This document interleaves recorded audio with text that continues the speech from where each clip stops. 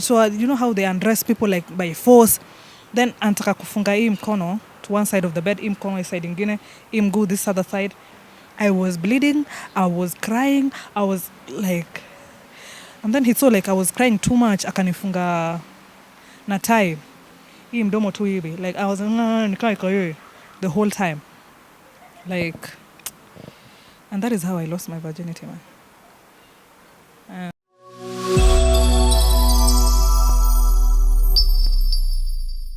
Hello na karibu sana to my YouTube channel. Manza, kama uja subscribe, please consider subscribing because a lot more is coming. Niko maeneo fulani nikicheki, nimerudi maeneo ya Juja kama kawaida, na this time round siko na yule msupa mwingine, niko na msupa mnoma sana. Msupa sitaki kuonyesha, kwanza nitakuwa nimeibia mtihani. Guess who I'm having on the show tonight. Ama kwenye una watch video by then sanga. What time is it kwenye huko na una watch ukiwa wapi? Kwa wale mnatafuta mashamba, remember we are in partnership with Gredico Properties Africa Limited, wenye kuna mashamba maeneo ya Kithimani, Malindi na pia Mala. 50 by 100 Kithimani goes for only 320,000. Malindi, quarter an acre goes for 150,000 Kenya shillings. And remember, on 3rd of September tutakuwa Malindi site visit. You only need to pay 40,000 as deposit, alafu unalipiwa free flight ticket ya kukaa. Kama anaonyeshe msupa, hata acha niondoke mzee, tupige luku. Sharon amesema asimami. Kiatu moja safi sana mzee, mpatie, nipe close up mzee, nipe close up kiatu kali mzee. Anaitwa Queen of Blend. Nitakuwa nikipiga story na yeye tuweze kumuelewa na kumfahamu. It's my first time meeting you actually. You look good, you look gorgeous. I'm looking forward kujua mambo mengi sana. But first of all, mambo vipi? Uko aje? Niko salama labda wewe. Mimi niko sawa kabisa. Mimi niko fresh. Sema niko fresh barida. Niko fresh barida. Hiyo ndo tunazoea. Tunapenda sana sisi.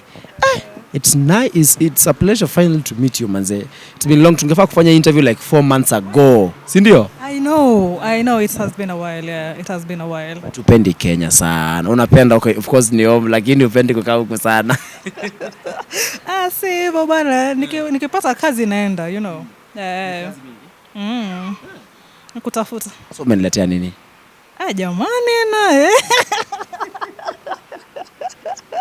Unataka kuletea nini? Ulikuwa Ghana? Ghana kuna kuanga na nini? Mimi hata sijui. Soap ya bata, vitu za wanawake vingi. Okay, let's talk about who you are. Wewe tunakujua kama content creator, Queen of Blend, makeup ni nini? I mean, is content creation something you always wanted to do? No, really. I was actually forced into content creation. I never imagined I would ever become a YouTuber in my life, ever. Yeah. I did law, so I'm a lawyer professionally. But in my last year of law school, I got pregnant. Yeah. Then when I had my baby, it was like a lot of depression going on in the house. So the only consolation I had was YouTube. And that is how I started watching YouTube. But then the videos that attracted me the most were beauty, makeup, fashion, but mostly makeup. So before then, sikuwa nafanya makeup at all. Like nothing. I would do, what is it called? Hiyo mafuta ng'ombe inaitongaje? Mafuta ng'ombe ile after umenini maziwa? Hii inauzwa, nimesahau jina yake. Yeah, hiyo mafuta ng'ombe nilikuwa natumia. So I never used to do anything in regards to makeup. I thought I would become a lawyer, eventually have my own law firm. My ultimate goal was to become a judge. Yeah, but then when I had my baby, I started watching YouTube. Nika watch hizo makeup tutorials mostly. I started practicing makeup on myself. So kuna hii page inaitwa Glam Life on Facebook. Nilikuwa na post hizo videos huko. I don't know if I should say beginner, because nilikuwa na practice makeup. So na post hizo looks zenye nime practice nazo, na post Glam Life. Then wanani correct hapa na pale, wanasema next time ebu try doing this. So I come back next time doing what they told me to do. And then eventually they were like, you're becoming good, so please open a YouTube channel. Hivyo ndo nilianza YouTube, otherwise singeanza. You've talked about law. Do you practice law? Not at the moment, no. Mm-mm. I stopped, like, once I went into makeup, I think I am an artistic person. I've loved art from Kitambo, so once I started doing makeup, it's like my love. Yote ilienda on makeup and content creation. Forgot about law completely. Yeah. So what inspired you to do the makeup content? I loved the aspect of making people look beautiful. Yeah, that is what I love. I enjoy the most. Yeah, and then because I'm artistic, napenda kumix colors, drawing art, anything to do with art.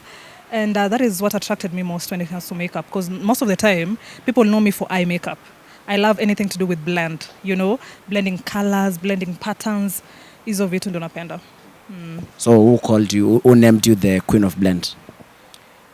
My subscribers, my viewers.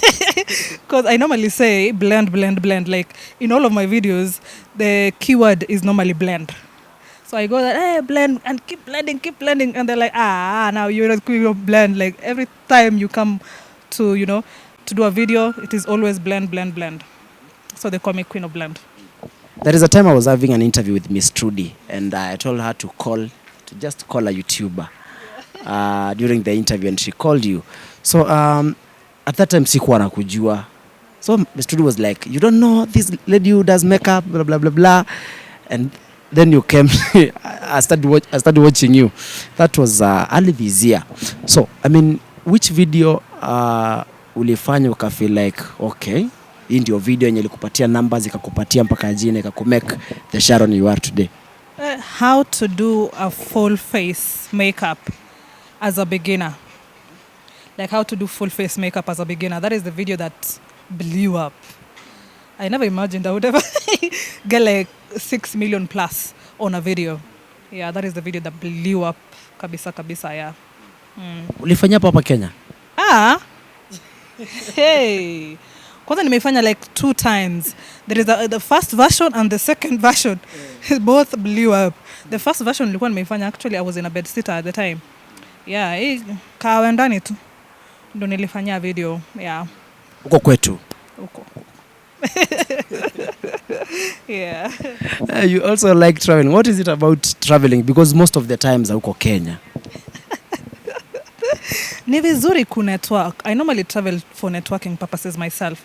Napenda kunetwork, and then when you go to a different country, you learn so much in terms of economy. And me, I love to invest in real estate. So when I go to a new country, that is what attracts me the most, real estate, and get some new ideas when it comes to business, meet a couple of business-minded people. You can learn a lot when it comes to traveling. And again, seeing things, sights, see vitu nyomezoea kuona kila siku, Yeah. So it's a hobby? You could say that, yeah.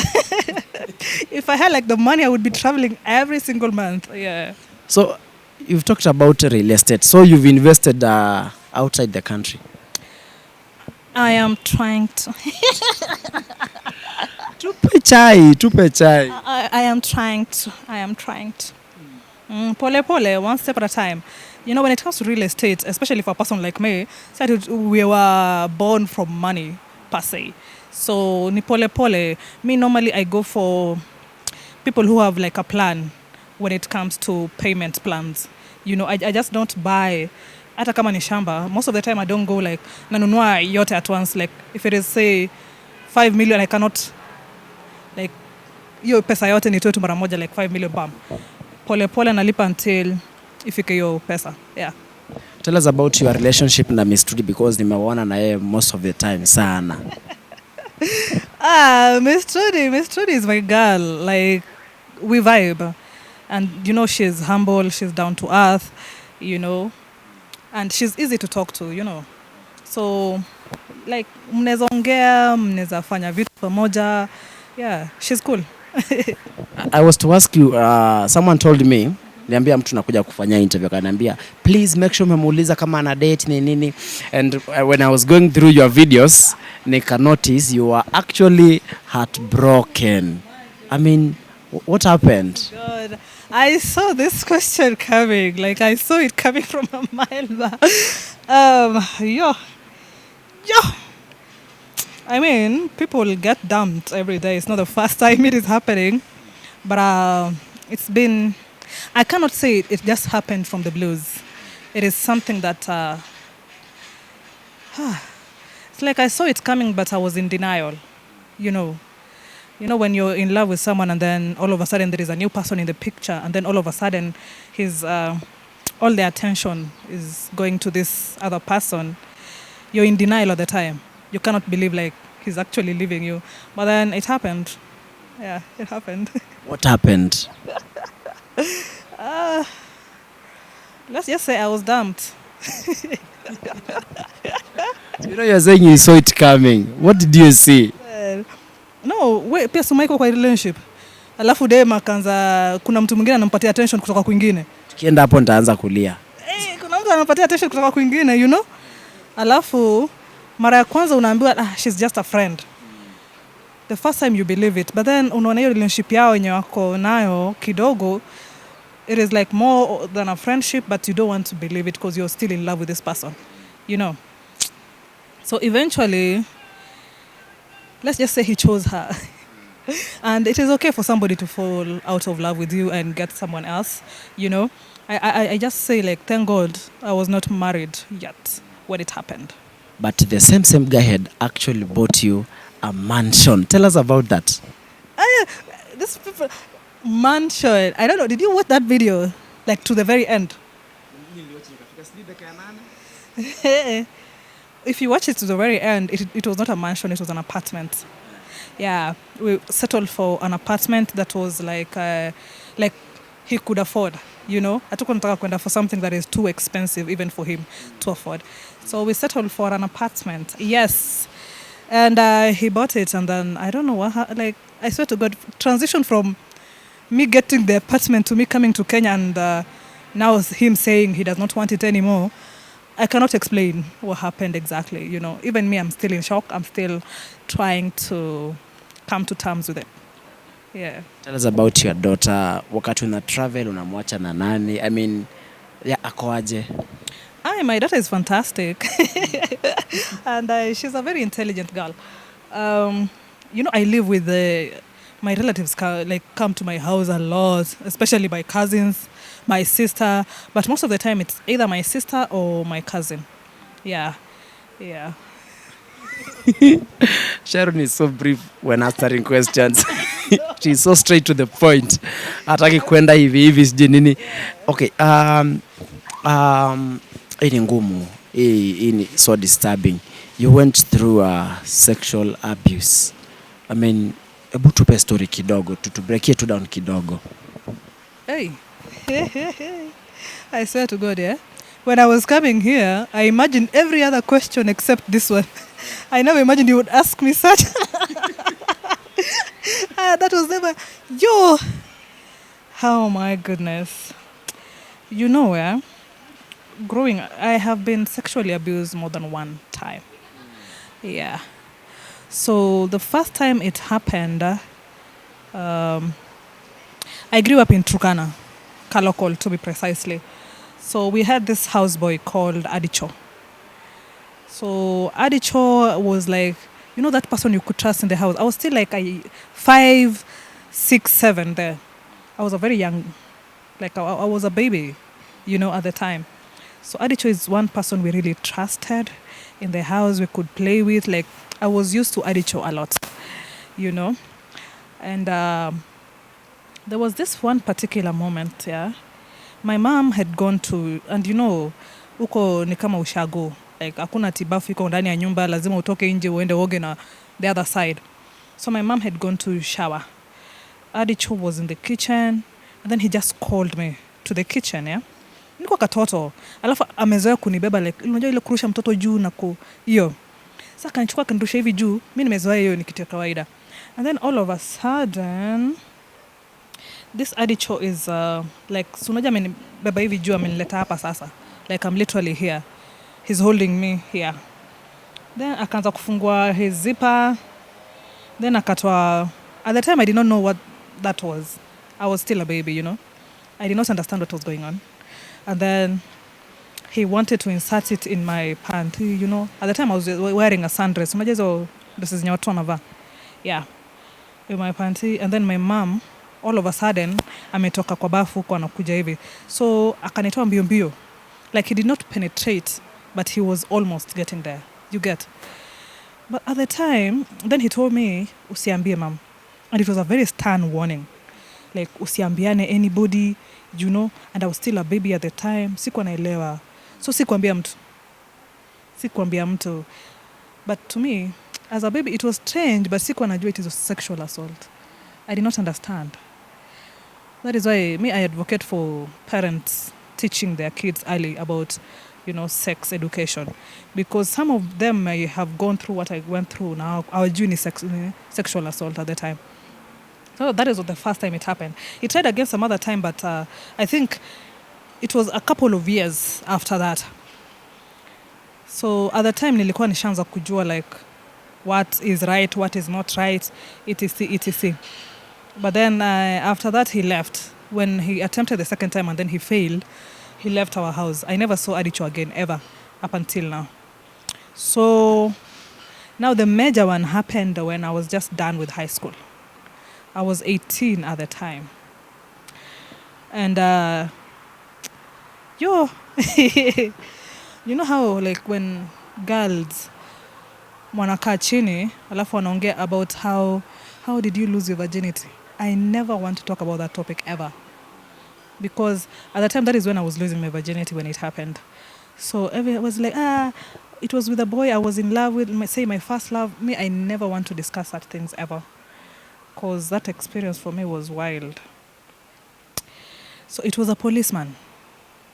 His name was Paul. I remember that name. Hey, let me tell you, it's like, anytime I remember that, his face is just there. So I was dragged. But then, you know, if you're a person who is, you've never taken alcohol, you've never taken drugs in your life, it's very easy for these drugs to get to you, you know. But by the time afike kwa nyumba yake, nilikuwa nishaanza kuamka. You get? So kufika kwa nyumba yake, ameona nimeamka na it's like those drugs, how come amezibeba to the house? Well, wacha niekele kwa kitanda. That is when now, like my mind is coming back to life. Naangalia na shanga, like where am I? And it was not like a stranger per se. He was someone dating my sister at the time. Yeah. Yeah. So naangalia hivi nasema, hey Paul, nini unafanya? You know, because I was in shock. I'm like, where am I? What is not happening? Hizo vituko zote. Umaichapwa. And you're coming back to, like literally you're coming back to life. Niliekwa kofi moja. It's like unaona stars, sio stars. Then like wananitoa, you know how they undress people like by force. Then antaka kufunga hii mkono to one side of the bed, hii mkono side ingine, hii mguu this other side, hii mguu ile side ingine. It's like umekaa hapo kama, you know how a bat. Yeah, exactly. Yeah, that is how it happened. And you know you're crying. Ukitaka kusema no, anakuweka coffee. Like nilikuwa nimepigwa. By the time I was, and then he just went by force. I was bleeding. I was crying. I was like, and then he saw like I was crying too much. Akanifunga na tie. Hii mdomo tu hivi. Like I was nikai the whole time. Like, and that is how I lost my virginity, man. And you know, after that, even dating, the next time I dated was when I was almost finishing campus. I never told anybody when it happened. I never. Because to me it was... And I was not... It's not like I was too close to my mom or my auntie. And I knew if I told my sister, she would tell my mom. You know? I did not even tell my sister, like, your boyfriend raped me. Because immediately after he was done with that thing, Akanifunguanisha, bado nimefungwa mdomo, akaniwacha chini ya mti. Somewhere tu hapo chini ya mti kabisa, like bam, alafu akaenda. Na ilikuwa remote Kitale, na huko ndani hata sikumbuki ni wapi exactly, like Kitale, then remote. I did not know where I was, na si ati nilikuwa na simu or anything of the sort at the time. Lakini uzuri, unajua tukiwa watoto tulikuwa na cram number ya mama ama ya baba ama ya auntie. Yeah, so there is another woman who found me there. I was crying, akaniambia unajua namba ya mama yako ama nini? Then I gave my auntie's number. Yeah, and then akanipeleka paka stage ya kwenda Matunda. At the time I was living in Matunda, and I went to Matunda. I reached home, I did not say nothing to nobody. Like the next 4 weeks, it was just me crying and not talking to anybody the whole time. Yeah, that experience, I still have PTSD from that experience. Mi ni ule mtu mwenye, anybody who's ever dated me, I think would tell you, the first time I go to a man's house, like, I don't know this man. Mi ushtukanga usiku na scream. Like, I don't know, it just happens. Then I went to therapy, I was told I have PTSD.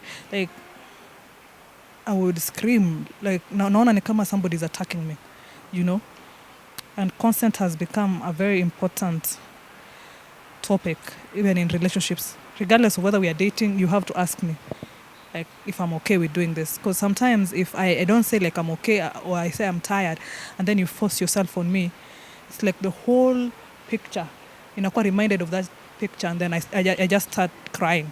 Like, that is why I think most of the time, that is why I don't keep relationships, because they think of me as weird, and me, I'm just battling my demons, because that experience, I don't think I've gotten over it per se.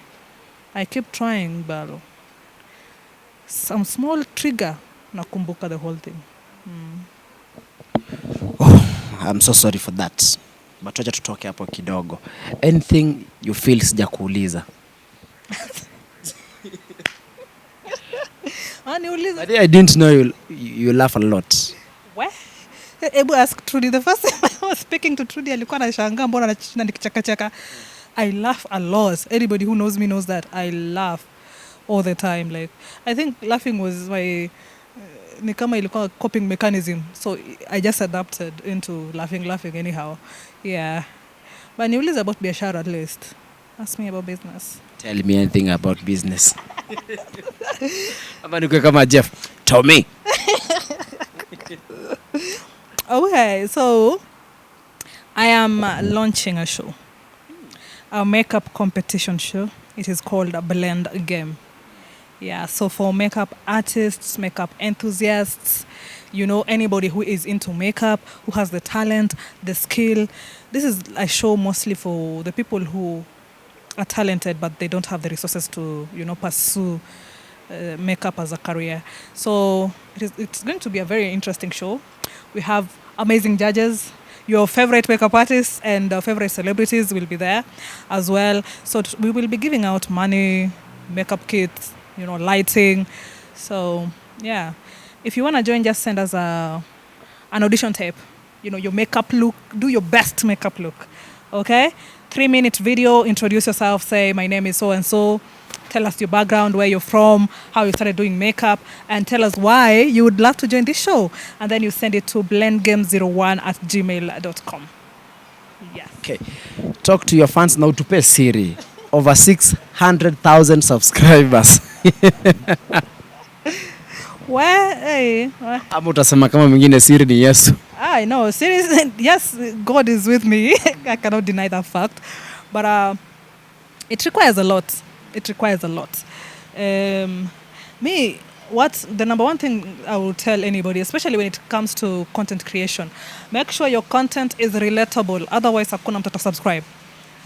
Say, let's just take, for example, you're doing, say, travel vlogs. But all of the time, you're going to very expensive places, spending hella money. Mimi kama Mkenya mwenye niko kwa nyumba, shilingi yenye niko nayo ni say 50 bob by the time. Na kuangalia, I will admire your lifestyle, but I will not relate to you. So why should I subscribe? You get? But if you're a travel vlogger, alafu unatujali watu wa kawaida kama mimi, you go to, say, this and this hotel, you tell us everything about the hotel, like say, they have a payment plan. say they're very affordable. Unaweza panda train to Mombasa, si ati kila siku ni flight. You know, kitu yenye mimi mwenyewe naweza afford, naweza changa kapesa kidogo kidogo alafu I afford, alafu ni kujoin, alafu be very detailed. You know, even for beauty. Me as a makeup artist, you know, I sat down siku moja and I said, you know, what content would be most relatable? And I realized beginners ni watu wenye hawana pesa, maybe say wenye wako campus, ama ndio wametoka campus, ama ndio wametoka high school, but they want to know something to do with makeup. Ni watu wenye hawana pesa at the time. So ukienda kuwatolea say foundation yenye ni 6,000, hata wenyewe wakienda kwa local beauty shop hawatapata, will they relate to it? You know? Exactly. Do something that is affordable, you know, something very relatable, and be very detailed when it comes to explaining even your technique. Usiende hapo hivyo ni kama unafunza a pro, funza beginner, funza mtu mwenye ajui, ni kama unafunza mtu mwenye ameingia class leo. You know, anza na yeye, sema say kama Davis number 3 eye pencil. Hii ni kitu yenye anaenda shop hapa ni 30 baba. Anaweza chukua, akuje follow tutorial yako, aelewe, you know. So me mostly it's because I teach kawaida people, you know, and I'm very detailed, and I use affordable products, and anybody can relate to my content. Yeah. Umeambia mafans nini? Asanteni sana man. Asanteni sana, I swear to God, yeah. Anybody who knows my story atakwambia unajua kwenye nilitoka bibi. Mimi nilianza ku create content wapi? Hata sikukuulizia swali anyway. Tuambie. We. Nilikuwa kwa haikuwa bed single room ile yenye choo inakwanga nje. Hapo ndo tulianzia, na nilikuwa natumia Infinix at the time. Sikuwa na lighting, nothing to do with no lighting. Nilikuwa natumia Mwitu. Unajua Mwitu products ni gani? Zile za River Road. Hizo ndo nilikuwa natumia sasa kufanya nazo tutorials. Nikifunza watu nayo. So wenye wananijua kutoka hiyo time nilikuwa wanaweza ona like my progress from hiyo single room. Watu kwa wanachekanga by the way, because kuna time nilikuwa naenda huko kwa single hakuna light. So naenda ku create content huko juu kabisa. Fanya kwenye flats huko kwenye watu wananikanga manguo. So nikifanya video manguo zinaonekana kwa background, watu wanaanza kucheka, wanasema jamani maskini sitafuta background yenye iko nzuri. Like, but at least I think walinipendea tu kutoka hapo. Waliona niko real. Mimi sijai pretend to be someone I'm not. I've never pretended. Mimi nilianza venye niko nikamwambia bana, use what you have to get what you want. Exactly. Hakuna haja uanze kutafuta sijui ungoje mpaka siku kwenye utakuwa na MAC products ama Fenty Beauty products ndio uanze kufanya hii kazi, ama time utakuwa na lighting. Na ngoja ring light kwanza ndio nianze. My friend, mtu mwenye hana talent ataanza na kitu yako nayo na atakushinda. So anza kwenye huko, use what you have. You know, and asanteni sana kwa kunitrust, because me I never imagined I would get here. Asanteni sana kwa kunipush, like for believing in me even when I did not believe in myself. Yeah. What Sharon is trying to say ni Snoop, I think ni Snoop Dogg alisema hivyo. Use what you have to get what you want. Hata hiyo kitu mimi ilinisaidia sana because unaona hii simu hii. Hii ndio nilianza content. Iko na kamera poa sana. It has the poorest camera on earth. But nilianza nayo na ilifanya video fulani ilienda 1.6 million. Like mimi ushanga sana nikiona msana ni DM na niambia Kioko, mimi niko na Samsung. Na simu kali yenye ananiambia mimi nitafanya nini? Like that phone you have, start with it. Na it will take you far. Si ndio? Anza hapo. So guys, nimekuwa nikipiga story na Rosina Sharon, Queen of Blend. Amesema ako na competition. Itakuwa wapi? Ni Nairobi tu. Tutakuwa couple of, because it's different episodes. So each episode will have a different venue. Like it's a nice lineup. It's a very nice lineup. Itakuwa YouTube, itakuwa on my website, mostly on YouTube. Yeah. Okay. YouTube channel. Thank you so much guys for watching. Nimekuwa nikipiga story na Rosina Sharon. Nitamtafuta next time akifanya harusi na muombe afanye harusi. Kama ndio harusi ndio lini jamani? Ameachwa unfortunately. For now, pale nyuma ya kamera si mwingine ila Kamwana_254. Mashamba ziko maeneo ya Kidhimani na mala namba iko hapa chini, just call Gradico team and it will get you sorted. Watu wa Qatar, I'm coming by the end of September. Are you ready? Hiyo ndio swali. For now it's a bye bye.